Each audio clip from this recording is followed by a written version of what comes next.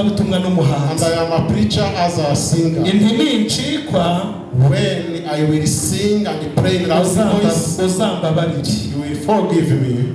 Atugusenga hano hari ikintu kirara kiryamye hejuru y'inzu. You are only a prayer. Harimo uruhungira ruba hano. Uruhungira mu Cyongereza uruhu. Igihunyira cyacu kigira uruhu. Atuwendo zabitwirukanira. I have a big bag in this house. When you pray, maybe they will pray. No, mabuja yari yaramaye ikiraka cyo kurara cyo gusenga nkirukana uruntu rwararaga hejuru. The landlord told me that I took time. Ariko yari yarongeye ko ntemerewe kuvuga ngijwi rimugereho. And she speaks to me, do not speak loudly. Nyimaze n'imyaka 4 n'ukwezi kumwe. 4 years and 1 month. Uko nyandikiye message, she used to send a message to me. Ndakumvishe. And I heard you praying, shouting. Nanjye nkamusubiza mu ijwi rituje. I cried to my landlord in a softness voice. Ntabwo uri mabuja wanjye ahubwo uri umubyeyi wanjye. You are not my landlord but you are my mom. Ndabyemera ariko ndacitswe sindi bwongere. Sorry, I will not pray in a loud voice. Ibindi bihakampamagara kuri telefone nkamwitaba ndi gusenga ijwi rincitse. Sometimes when I'm praying he used to call me. Nkahita nkati isengesho nkitaba mabuja. And I cut off the prayer then I receive ati none ko nkumvishe. Why you are shouting? Nkahita musubiza ndi mubyeyi nari ncitse. And I pray my mom before that. Haci iminsi najya kubona nkabona araje arambwira ati hari umuntu wambwiye nabi kandi yamvumye. But after some days none mfite ubwoba came and told me that there is a person who came and told me the bad ways. None mfite ubwoba ko bishobora kumbaho. I am afraid. Nkahita mujyana mu nzu kwa mupangaye. Took him to the landlord house. Nkamubwira nti reka gusengera ibyo bintu byose yavuze ntibizabaho. And pray for her. Igihe kigeze atangira kujya nsonera amezi akambwira ngo ngewe n'abana banjye. Time came and he agreed not to. Twicaye dusanga ari wowe mukozi w'Imana uku kwezi ntuzatwishyura. You are the only servant of God who not pay the rent fees this month. Uyu munsi tuvugana nsigaye mvuza n'akaradiyo kakamugeraho. Today now my radio is yarambwiye ati Imana izamfashe uzave mu nzu yanjye Imana iguhi yawe. And the landlord told to me that may God reward you as you live in my house, get your own. Mubihe byinshi mwandikira ama message y'imitoma. I used to send to my landlord good messages. Namubwira nti igihe tumaranye cyose ndacyagushimira ko uri umubyeyi. And I told to my landlord many years you are my mom. Imana iguhe imigisha guhekura ngashishimura. Mabuja yabibona akavuga ati kose nawe Imana igukomereza amaboko aho to press more so. Umwaka washize wa 2024 mu mpera za 2023 in the end of 2023 ndasoje neza. Umuntu yanshize ku rubuga rumwe rw'umuntu wo munyamerika. A person took my name and I was in the platform from a person from America. Mpitambwiriza ijambo ahitanyakira mpitambwiriza ijambo. I preach the word of God. Mbwirije ijambo ahitaca mu gikara ati n'ukuri kose. And he passes in abavuga butumwa nkawe barashize. And he told me that ati preacher like you. Ati nejo ndakonje. And tomorrow you come and preach again. Nejo ndongera ndasukuma. Come and preach again. Hanyuma nanone arampamagara. And he called me. Atariko burya nanone nejo bundi ndakonje. Come and preach again. Mbwiriza iminsi 3. I preached for 3 days. Arambwira ngo ikintu Imana imbwiye. He told me that God speaks to me. Ufite indirimbo zaheze muri studio. You had songs but not yet produced. Zisaba gahe kugira ngo zive. How much money to produce those songs? Ndamubwira. I told to him. Ntejo yohereza ibihumbi 328. 328,000. I received that money from him. Arambwira ngo genda ukure y'indirimbo. And he produced. Ariko hari ikindi Imana yambwiye. And there are something God told me. Yambwiye ko umugore wawe atagira imyambaro. And God told me that your wife doesn't have clothes. Amudodeshereza imyambaro y'ibihumbi 160. He sent 160,000 for the clothes of my wife. Imana imuhereze umugisha. May God bless him. Haciye iminsi arambwira atari ko hari ikibazo. Some days he told me that uriya mwana w'umukobwa muririmba, that girl that you sing together with her, nabonye atambara neza, is not putting a good way. uzajya kuri tere nawe akeye. When you go to sing on the freedom the crusade, I want to give her clothes. Yohereza amadolari 150. That person sent $150. Njyana abana bose ndabashopingira. And I shopped for all children. Haciye iminsi ambwira n'ibindi n'ibindi. Few days he told me other things. Nimumve ikintu cya nyuma yambwiye. Listen what he told to me. Yarambwiye ati hari ibintu Imana yambwiye. He told me that God speaks to me. Atufite ikibazo cy'imyambaro. You have a problem of clothes. Yohereza amadolari 500. Send $500. Ayanyuza ku mupasiteri twabanye. Those dollars sent via the pastor's phone. Aramubwira ngo njyanire umukozi w'Imana mu mujyi. He requested that pastor go with my servant in a town, shopping for him. Ndagenda njya mu mujyi. Then we went to the city. Noranya costume nziza zigeze kurenge. I selected the first shoes. Zihagarara ibihumbi 280. It was given 280,000. Noranya amashati ane ahagarara ibihumbi 60. And the 4 shirts for 600. Noranya inkweto imwe niyi indirimbo rogo. You are seeing zombi z'ibihumbi 100. 2 shoes for 100,000. Amakaruvati, ties, amasengeri, ibintu byose bihagarara ibihumbi 462. all clothes were equivalent to 462,000 francs. Muri iyo minsi That days aramburuka. he blocked me. Yanyishuriye inzu amezi 5. He paid a rent for me for 5 months. 2020, 2023 na 2024. 2003 and 2024. Iyo myaka murimo murayumva. Do you understand how many years? Murimo murayumva yewe. It's about 11 years. Ndagira ngo muhaguruke ku maguru yanyu mwese. May you stand up, please. Abantu mwese muhaguruke. May you stand up. Mwese muhaguruke bamama, reka ndabona harimo abamatanye n'intebe. May you stand up. May you stand up. Bakundanye ndebera n'uyu mwana arakigorora n'ukuri. Uracyari kwigorora n'ukuri. Abakecuru bahagurutse n'abasaza muraho neza abasore. Salamu musi. Meze neza. Abo ndabara n'ukuri. Meze neza. Neza cyane. Cyangwa umugabo. Uri umusore. Ayibako. Are you single? Amenye utazajya hanze. Cyane rwose. Ubwo abakobwa rero mwitegure sibyo? Turi igisubizo cy'impande zombi turasoza. We are answers from all sides. Ndashaka yuko dusenga. We want to pray. Haleluya yego. Muzamuri ibiganza haleluya. Nzabaha umwuka wera, umwuka mushya. I will give you the Holy Spirit, the Holy Spirit. Mbanyanyagizeho n'amazi. I will empowering you the water. Mbahereze n'umutima woroshye. I will give you a softened heart. Abantu bari hariya badukingire.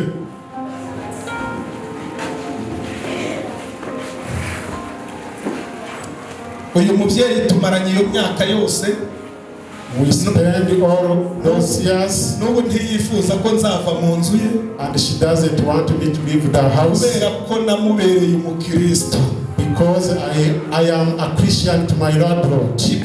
Ibyo yangeragejemo byose. data wa twese yanshoboje kuba umuntu ufite umutima woroshye. God gives me a softened heart. Nageze ku rwego abantu bajya baza mu rugo baje kunsura nkababwira ni mwirinde mutavuga cyane. I am at the level that the visitors came in my house. Amabwiriza mfite hano. I give you the instruction not to speak loud voice. Amabwiriza mfite hano ntiyemera yuko ijwi rirenga. I have instructions from the landlord that not speaking loudly. Turimo dusenga rero. We are going to pray. Umwuka wera w'Imana ari muri iri teraniro. The Holy Spirit is in this church. Ndashaka yuko dusengana. Let us pray together. Ndashaka ko dufatana umwanya mutoya wo gusenga. We are going to take a short time for praying. Mwari muzi ko hari abadiyakoni bahora basenga.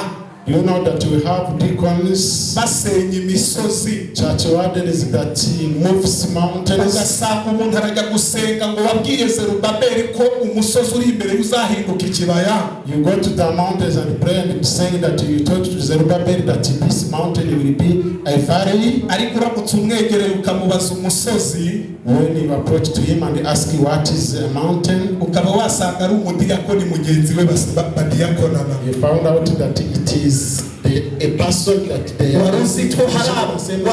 Waruzi ko hari abagabo bahora basenga birukana imisozi. Do you know that there are some husbands pray that moves mountains? Kubera ko we wakagombye guhinduka ikibaya wabereye umugabo umusozi. Because you should have been a valley but you are now a mountain to your husband. Umugabo agaterezwa kanyarira no kujya kubwira Imana ngo umusozi uri imbere yawe. The husband goes to kanyarira to pray for you that mountain uwikirishe.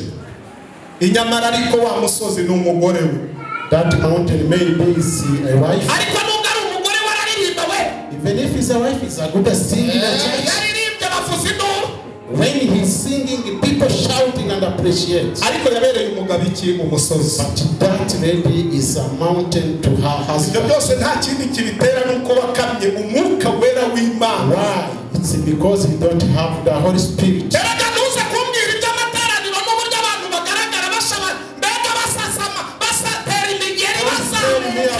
Fellowship, how people dancing. It's not that showing that you have a softened heart. You have a softened heart, you should have calling some people to say Lord.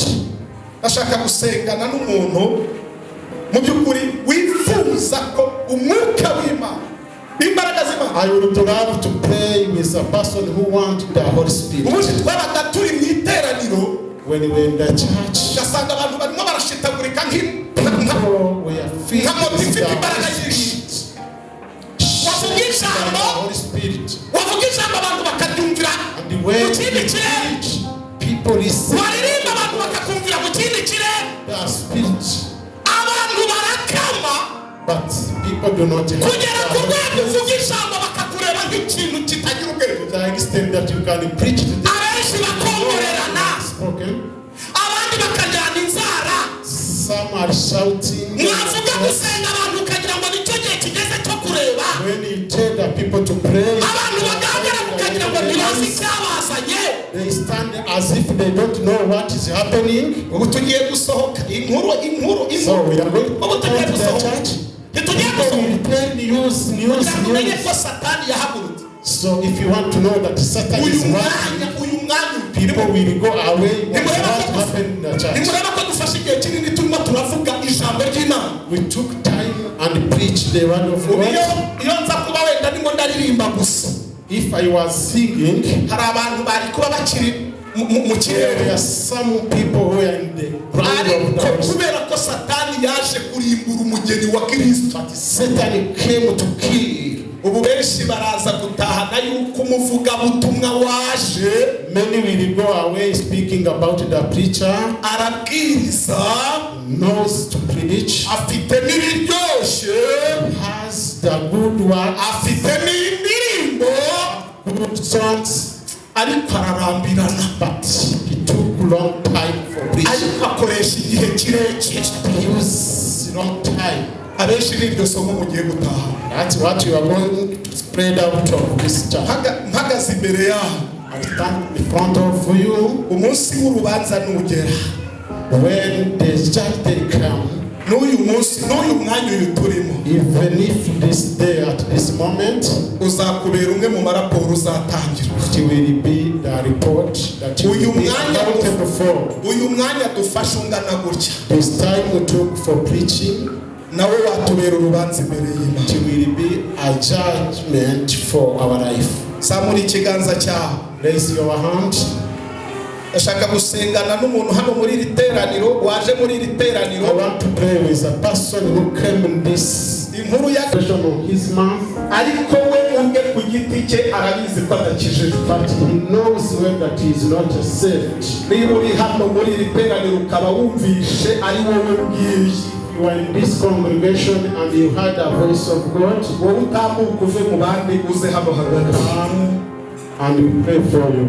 Abantu iyo bakurebye ku karubanda bashobora kuvuga bati hari umukristo wo muri Anglikani, When the people see you outside in our community, they say that you ariko are Christian wowe Anglican. ubwawe urabizi ko utakibera umutangabuhamya w'ugukijijwe. Hano wifuza gukizwa neza, You want to be saved in the right way. ugatandukana n'ubuzima, ugatandukana n'ubuzima bwo kwitwa umukristo wo muri eyari, And separate your life with the life of a church ariko Imana yakureba ikakubura. but be a person that God will save. Utamuvuze hano. Hanyuma icyiciro cya kabiri nsorejeho The second ni icyiciro cy'abantu bafite umubabaro muri bo, is a group of people bababajwe n'uko iyi minsi turimo who are suffering with ukwirushaho kutwegera, these days are coming faster and faster, ariko amazi arushaho kugenda bakamana, but the water is being dry. bakaba bashaka gusenga Imana ngo Imana yongere ibanyanyagizeho amazi. If you want to pray that God empowering you the water, Nawe nubyumva ku ruhande rwawe utambuke wigire if you ifu. heard that voice, you come in the front of. Hirya y'ibyo ngibyo ngiye gusenga. You want to pray? Mu muhamagaro Imana yampamagaye ntabwo harimo umuhamagaro wo kwemeza abantu no gutinda imbere y'abantu. God does not call me to convince people. Ngambiriye kugira ngo ahari banyemere cyangwa bagire ikindi kintu hagarara aho ngaho. I'm Muhagarara aho not ngaho. standing in the front of this you. Hanyuma abaje Imana ibahereza umugisha kubera impamvu y'igihe dufite no kuba twakiranye kandi tugomba no gusubira i Kigali. May God bless the people steps forward. Ndagira ngo mbanze nshimire abayobozi. I want to thank Nshimire ubuyobozi bw'iyi paruwasi, the parish leader. nshimire cyane umubyeyi Fortunee, I want to thank Fortunate. nshimire cyane mwarimu w'itorero. I want to thank the catechists. Impamvu mpereye kuri Fortunee nuko nzi ko ari we wantangiye raporo. Fortunate is the one who give out the testimony. Mwarimu agatangira kumvugisha, The catechist was the one in contact with me. abihawe n'uburenganzira cyangwa se uburenganzira bukuye ku buyobozi bw'itorero. Uwayoboye amateraniro yambwiye ko ari we mukuru hano mu bakirisitu, And from the church pastor. kandi perezida w'ikanisa muri eyari abakomeye cyane rwose. Imana imuhereze umugisha, ndamushimiye. The Christian president, may God bless you. Hirya y'ibyo ngibyo ndashimira umushumba nubwo atari hano ariko bambwiye yuko abizi ko ndi hano. I want to thank to Pastor Olivier. Ndashimira abacaci wandeni bose nyine abakomite y'itorero. Ni ukuri Imana ibahereze umugisha Parish committee kuba mwanyemereye ngahagarara ahangaha, to welcome me and inviting me. kuba mwemeye ngakoreshwa n'Imana igihe kingana gutya ndi imbere yanyu. Allow me to preach for this time. Kuri namwe Imana ihora ibemerera gukandagira aho mutagakandagiye mu izina rya Yesu. May God gives you Kandi imiryango yose y'imigisha ibakingukire mu izina rya Kristo Yesu. all doors of blessings open for you. Iri torero imbago zaryo ikomeze kuryagura, abakristo baririmo Imana ikomeze kubagura mu izina May rya Yesu. this church expand and the all Christian be blessed. Hirya y'ibyo ngibyo uwo nasitaje ambabarire. May you forgive me if I have spoken badly. Birashoboka ko atabura ariko uwari we wese nciye bugufi n'umutima woroheye imbere y'Imana. I'm humbled. Ngo uwaba yaciriye urubanza binturutseho If anyone judged me, may forgive me. Hirya y'ibyo ngibyo reka dusenge. We want to pray. Mana yo mu ijuru, Mana igira neza, Imana ikiranuka muri byose, Imana ifite ubutware n'ubushobozi. Nsengeye ababashiki bacu bapfukamye imbere yawe. I pray to these sisters who live in front of you. Imitima yabo ibemeje yuko badakijijwe rwose. Their heart convinced them that they are not saved. Ndakumurikiye ngo bakirize imbabazi zawe. I present to you these sisters to you, God. Kandi uhereye none bahagurukana agakiza mu izina rya Yesu. Now they may go with salvation. Nimuhaguruke mujye kwiyicarira. In Jesus' name. Mu izina rya Data twese, zamura ibiganza dusengane torero. Zamura ibiganza. Subiramo ngo Mwami Yesu. Bivuge cyane, Mwami Yesu. Turi imbere yawe. Twumvishe ubutumwa bwawe. Turabimenye ko wadutumweho. Twumvishe indirimbo zituburira. Twumvishe indirimbo ziduhindura. Twumvishe n'ijambo riduhindura. Kandi turize rwose. Tuvomerereho amazi yawe meza. Powering us the water. Uzuze umwuka wawe wera. Fill us the Holy Spirit. Ongera tugaruke cyane. Come back again to us, Lord. Barakamutse rwose. We are extended. Ariko ongera dusukeho umwuka wawe wera. And fill us the Holy Spirit. Ongera twuzuze amavuta yawe. Anoint us. Ongera twuzuze imbaraga zawe. Empowering us. Tugarurire bya bihe byacu bya kera. Bring us our next time. Ongera uduhereze kugutinya. We fear you, Lord. Ongera uduhereze kukubaha. You, Lord. Hari imyitwarire twagiraga itari myiza mu nzu yawe. Hard bad manners and behavior in your hearts. Tukimara kumvira ijambo ryawe, As we are preaching, turifuza guhindurwa nawe rwose. we want to be transformed by you. Satani yagiye atuvangira mu buryo bumwe cyangwa ubundi. Satan has disturbed us, Ariko uhereye none ibyo yavangavanze turabivanguye. but up to now we decide to leave. Hari uburyo Satani yagiye atumenyereza inzu yawe. Satan has disturbed us in your Ariko house, uhereye none atwanze akamenyero. and we don't want to continue. Amazina yacu yari arimo ajyanwa mu bitabo by'irimbukiro. Our names was going in here. Ariko numara kuduha umutima mushya, Lord, give us the new heart, ukatugaruka ukaduha umwuka mushya, and come to us with a new heart. tuzagira umutima woroshye. We shall have soft heart, Uhereye icyo gihe ntabwo tuzongera kukubabaza. and we shall not disobey you. Tuzahora tunezeza izina ryawe. We shall praise your. Izina ryawe ryaratutswe hano kuri uyu musozi, Your name was taken, kandi bamwe muri twebwe twabigizemo uruhare. and we are the ones. Izina ryawe turifuza ko ryongera guhabwa icyubahiro. We want to glorify your name, Nanone tubigizemo uruhare. and it is our part and important to do so. Duhe ku mbabazi zawe. May you have mercy on us, Twiyumvemo imbabazi zawe. and we feel your mercy. Ikoranabuhanga, This iterambere ry'isi development world ryagiye ridutwaza igitugu. has burdened us. Duhe imbaraga zo kurigenda hejuru, Give powers to overcome, kugira ngo tubashe kunezeza izina ryawe. and we praise your name. Urakoze mu izina rya Kristo Yesu, umva gusenga. Thank you in the name of Mureke duhuze ibiganza hejuru, dukomere Imana mu mashyi mu izina rya Yesu. Amen. Hanyuma ajya kwiyicarira mumukomera mu mashyi menshi cyane.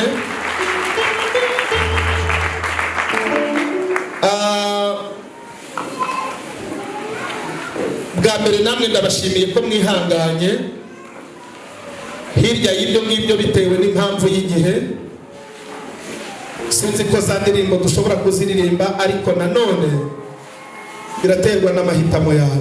Ku ruhande rwanjye ndi hano ku bwanyu, ariko ngiye kwicara subiza umuyobozi wa gahunda hanyuma icyo mugena nicyo kiri bugenderweho.